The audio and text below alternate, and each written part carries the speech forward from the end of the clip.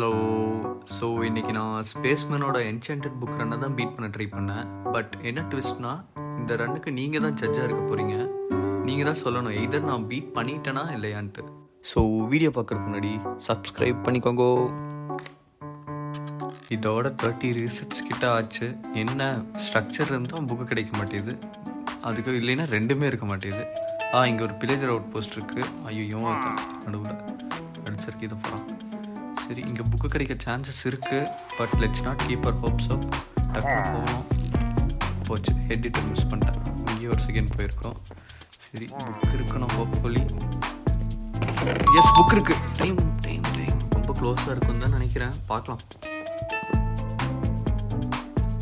Recording பார்க்கும்போது தான் தெரிஞ்சுது இட் வாஸ் ஸோ க்ளோஸ். இதுதான் ஸ்பேஸ்மேனோட டைமிங், இது என்னோட டைமிங். ஸோ நீங்களே சொல்லுங்கள், இதை நான் பீட் பண்ணிட்டேனா இல்லை திரும்ப ட்ரை பண்ணிட்டான்ட்டு.